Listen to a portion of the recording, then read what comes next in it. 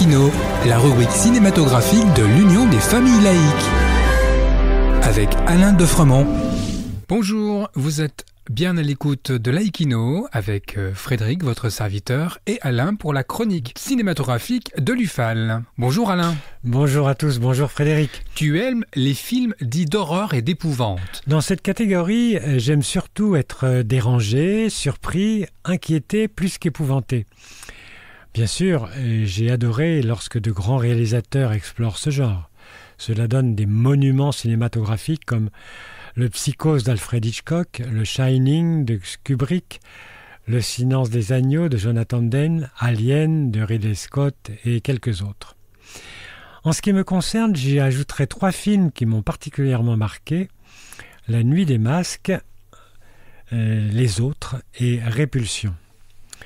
Le plus ancien, Répulsion, de Roman Polanski, est sorti en 1965 et provoqua chez moi une fascination terrible et marqua le début de ma passion pour Catherine Deneuve.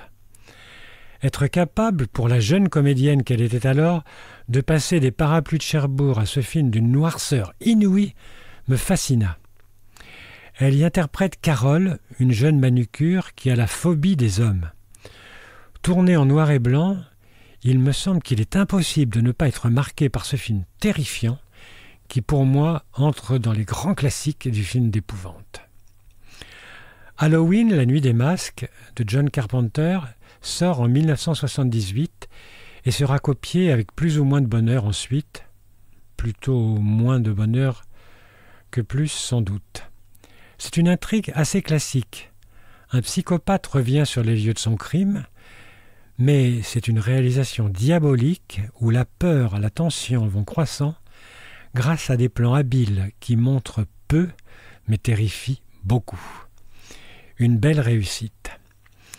Les Autres, d'Alejandro Amenábar, dont je vous ai parlé récemment, nous plongent dans l'univers étrange d'une immense demeure victorienne, isolée sur l'île de Jersey, où Grace, cette jeune femme pieuse, élève seule ses 2 enfants, Anne et Nicholas, selon des principes stricts.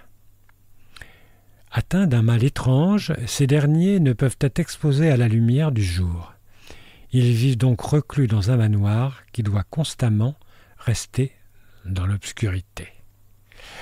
Ce film d'atmosphère vous intrigue constamment et vous tient en haleine jusqu'à une fin renversante.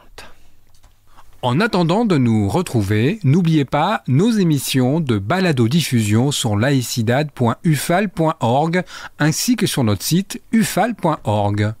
Pensez aussi que nos activités ne sont possibles que grâce à vos dons et vos adhésions.